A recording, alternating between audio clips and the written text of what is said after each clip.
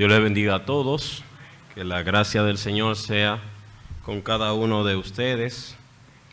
Vamos a compartir la palabra de Dios y antes de quiero decir, para mí siempre es más que un privilegio que Dios me conceda la oportunidad de compartir su palabra para su gloria, para que su nombre sea glorificado.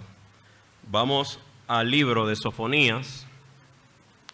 Vamos a estar leyendo y compartiendo de este libro. Y el tema que vamos a tratar es la ira de Dios. La ira de Dios. Esta es la palabra del Señor que vino a Sofonías, hijo de Cusi, hijo de Galías, hijo de Amarías, hijo de Ezequías, durante el reinado de Josías, hijo de Amón, rey de Judá. Arrastraré por completo cuando haya sobre la faz de la tierra, afirma el Señor. Arrastraré con hombres y animales, con las aves del cielo, con los peces del mar, con los ídolos e impíos por igual. Exterminaré el hombre de sobre la faz de la tierra, afirma el Señor. Extenderé mi mano contra Judá y contra todos los habitantes de Jerusalén. Exterminaré este lugar de sobre la faz de Baal y hasta el nombre de sus sacerdotes, a los que los azoten se postran en adoración ante estrellas del cielo, y a los que postrados en adoración y juran lealtad al Señor y al mismo tiempo a Moloc, y a los que se apartan del Señor, y a los que buscan ni lo consultan, silencio ante el Señor omnipotente, porque cercano está el día del Señor. Ha preparado el Señor un sacrificio y ha purificado a sus invitados en el día del sacrificio del Señor. Castigaré a los funcionarios y oficiales del rey y cuantos se visten y según modas extrañas. En aquel día castigaré cuantos invitan pisar el umbral, a los que llevan de violencia y engaño a la casa de sus dioses. En aquel día se oirán gritos de auxilio desde la puerta del pescado, gemido desde el barrio nuevo y gran quebranto desde las colinas, afirma el Señor. Oremos. Soberano Dios, Padre de misericordia, oh Padre, que tu gloria sea mostrada, sea vista a través de tu palabra, oh Señor, y que nosotros podamos ser edificados por la misma. Que tu palabra, que es como una espada de doble filo, oh Señor, afile nuestras vidas y que nos corte a la manera que tú deseas, para que seamos esa persona, ese creyente, ese hijo tuyo que tú deseas que nosotros seamos, Señor. Mira que somos más que indignos pecadores que merecemos la condenación eterna, pero tu gracia es más grande que nuestro pecado. Tu misericordia es más grande que nuestra maldad. Tu bondad es más grande, oh Señor, que nuestras debilidades y nuestras imperfecciones. A ti vamos delante de tu presencia con humildad, para que tu palabra sea glorificada, oh Señor, y para que tu reino sea engrandecido. En el nombre de Jesús, amén. Este es un libro muy interesante, un libro que está lleno de preguntas, de inquietudes, pero vamos a contextualizar un poco para poder ubicarnos en la geografía del tiempo, para poder entender lo que Dios desea comunicarnos a través de su palabra, para que hoy en día podamos entender lo que Dios quiso comunicar a través del profeta Sofonías.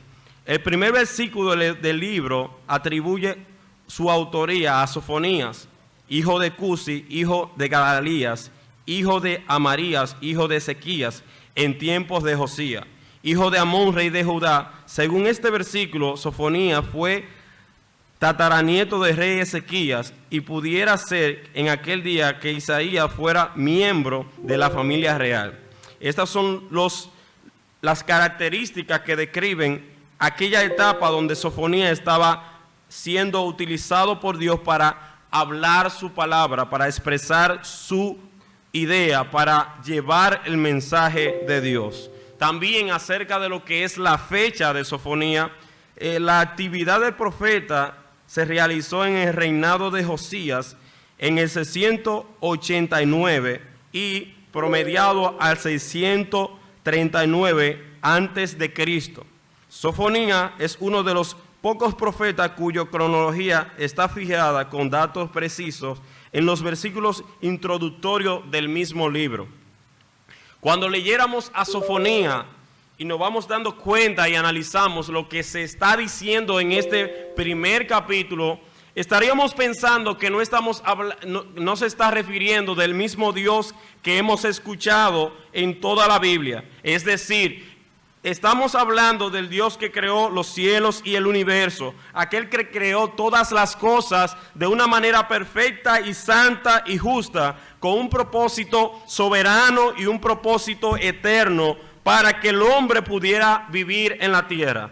Dios está comunicando un mensaje a través del profeta Sofonías de una manera muy precisa, muy concisa, pero también de una forma como si el corazón de Dios estuviese destrozado por lo que estaba sucediendo. Y es precisamente las razones, las vamos a ver a mediados que vamos explicando lo que Dios quería comunicar a este pueblo. Dice el versículo 2, raeré por completo cuando haya sobre la faz de la tierra, afirma el Señor, raeré con hombres y animales, es decir, exterminaré, lo que quiere dejar dicho, con las aves del cielo, con los peces del mar, con los ídolos impíos por igual, exterminaré al hombre de sobre la faz de la tierra, afirma el Señor. No está hablando el profeta, no está refiriéndose a que alguien iba a hacer esto. El Señor mismo está diciendo que va a eliminar a el hombre y a los animales. Y este sentimiento que se expresa, que se muestra en este texto, es como si Dios estuviese desencantado del hombre, estuviera desechando al hombre de una manera tal que estuviese haciéndolo a un lado. Pero no solo esto, sino que está tan desencantado de la reacción de que el hombre ha tomado, que su decisión es de eliminación.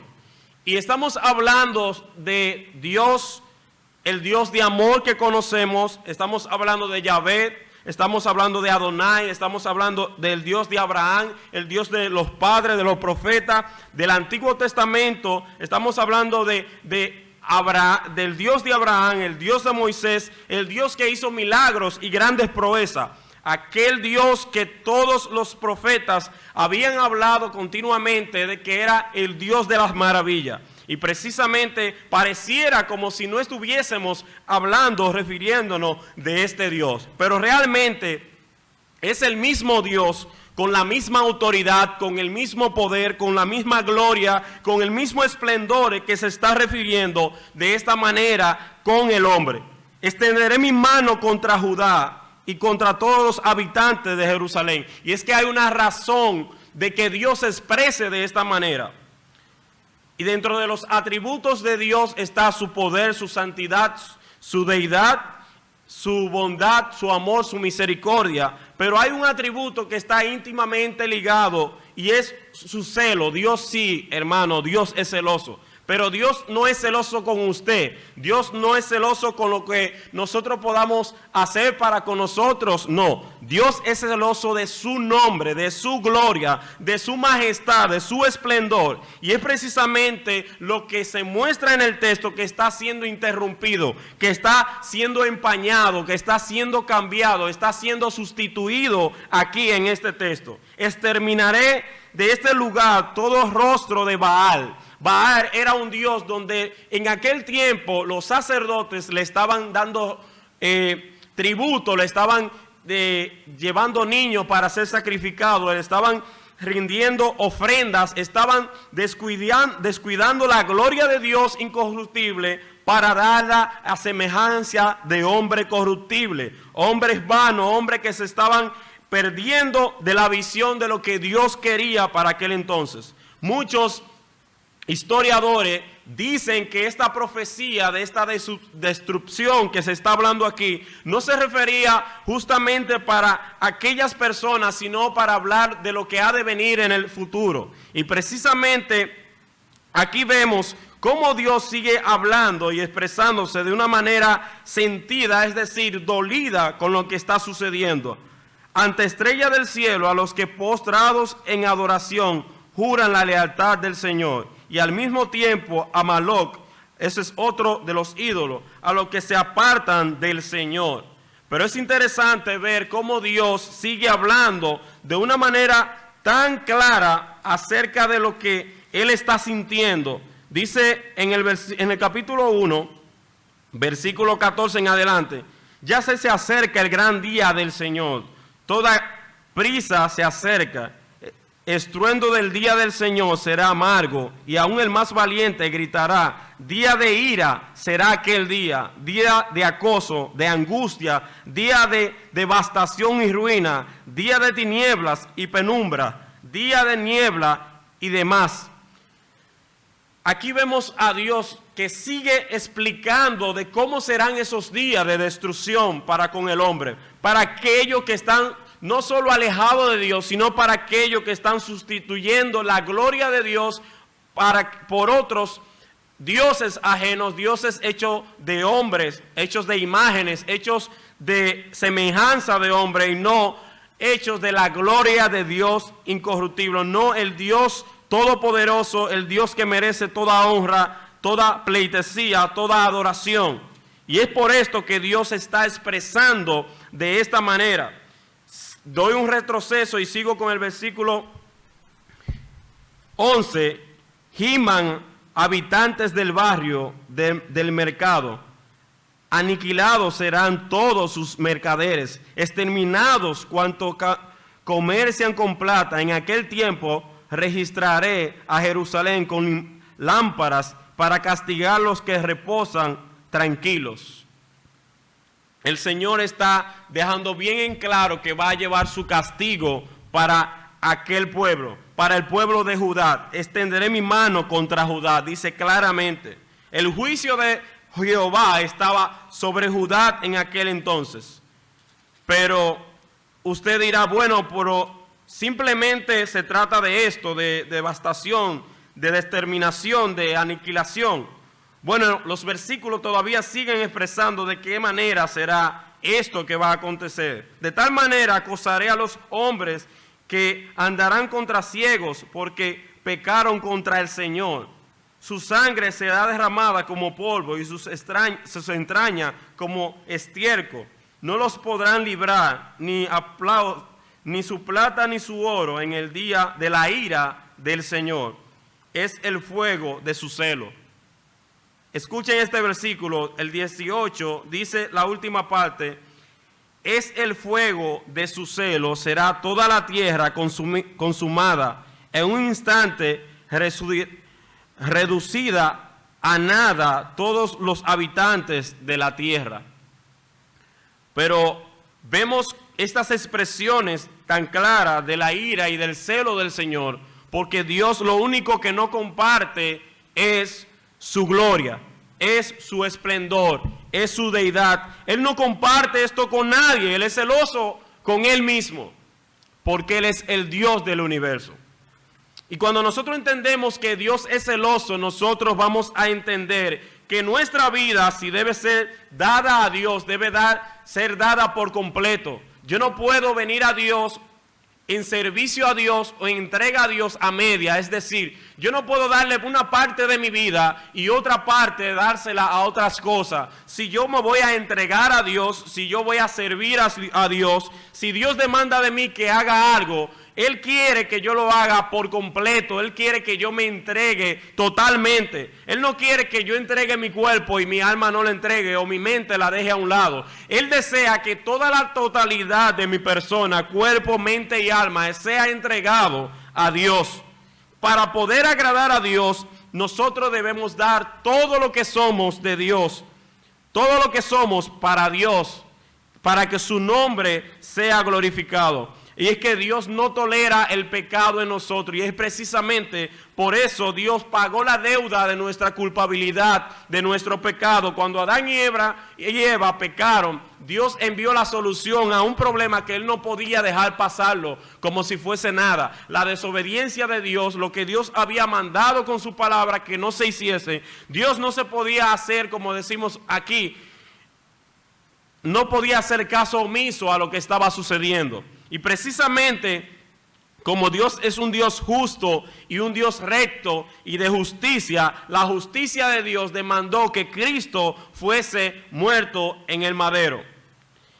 Muchas veces vemos tantas personas, y dentro de ellas cristianos, que se sienten de una manera tan agobiada y no la culpamos, porque todo en algún momento determinado de nuestra vida nos hemos sentido así. Pero muchas veces es porque no hemos entendido de una manera tan plena como Dios desea en su palabra, que lleguemos a la comprensión del conocimiento de Dios para que dependamos totalmente de ese Dios que creó todas las cosas. Precisamente Dios desea una actitud constante en el ser humano para que Dios entonces pueda obrar en nuestras vidas. Y usted dirá, ¿cuál actitud tú me estás hablando? ¿A qué tú te refieres? Sé más explícito, sé más claro en lo que dices. Dice el capítulo 2, humíllate hasta el polvo, nación no quebrada. Hazlo antes de que se cumpla lo que he determinado. Ese día se desvanezca como la brisa, antes de que caiga sobre la tierra la ira ardiente del Señor. Dios demanda de nosotros que nosotros nos humillemos ante Dios siempre, cuando le fallamos, cuando queremos algo, cuando deseamos que Él obre en nuestra vida. Debemos ir ante los pies del Señor en humillación. Señor, tú que puedes todas las cosas, ten misericordia, ayúdame con esta situación que estoy pasando. Tú eres el único Dios que puedes obrar en mi vida. Yo dependo de ti y todo lo que tú hagas en mi vida va a ser lo que yo quiero. Y todo lo que tú decidas para con mi vida, voy a tener la fortaleza para aceptarlo. Y precisamente Cristo dejó un mensaje claro de cómo debe ser nuestra actitud. Es interesante ver la persona de Cristo cuando estaba en el Gólgota y tomando en cuenta la deidad de Cristo en ese momento. Me explico, Cristo vino a este mundo para cumplir un objetivo, el cual Él sabía cuál era. Y en ese proceso Él sabía que iba a someterse a un sufrimiento tan grande que dice la Escritura que Él sudaba grandes gotas de sangre. Y científicamente todos sabemos o hemos escuchado que a esto se le denomina hematodrosis, porque el cuerpo se somete a una presión tan grande que sus sudores son sangre literalmente. Pero lo que Cristo estaba pasando en su mente era como si lo hubiese estado pasando antes de que estuviese en el Gólgota, antes de que fuese crucificado. ¿Por qué? Porque Dios era 100% Dios, 100% hombre. Por ende, Él sabía de antemano al 100% cómo iba a ser su proceso. Y antes de llegar a este punto de la cruz, aquí en el Gólgota, Él estaba experimentando ese dolor mentalmente. ¿Por qué? Porque ya Él sabía lo que le esperaba y por eso Él decía, Padre, que pase de mí esta copa, pero que se haga tu voluntad y no la mía. Señor, Padre, si hay una forma, un medio donde se pueda resolver este problema del hombre, del pecado, que pase de mí esta copa, que no suceda esto, pero que se haga tu voluntad. El deseo de Jesús ante el Padre era un deseo de humildad, de cumplir lo que Dios deseaba que Él cumpliera en la cruz del Calvario. De la misma forma nosotros debemos ir ante Dios reconociendo primeramente que somos pecadores, que no merecemos ninguna pizca de bondad para con nosotros por nuestro pecado, para que Dios entonces obre en nuestra vida de una manera especial. Si bien es cierto, hemos leído una gran parte de descripción de lo que es la ira de Dios para con el hombre, el deseo de Dios de la aniquilación en cuanto a lo que es Judá. Como decía al principio, muchos historiadores creen que esto se refiere a un futuro lejano, cuando ya el Señor esté haciendo justicia aquí en la tierra. Y esto se refiere a lo que es el día del Señor. Esta palabra, el día del Señor, en el capítulo completo se se utiliza como unas 20 veces en los 3 capítulos que tiene este pequeño libro. Y este libro habla de una manera tan fuerte que si lo pudiésemos reflejar en una película detallando lo que el Señor está diciendo, veríamos un horror tan atroz y tan miserable para con el hombre que nos espantaríamos. Yo creo que ni las películas de terror que vemos hoy en día sería tan fuerte como las escenas que está describiendo este libro.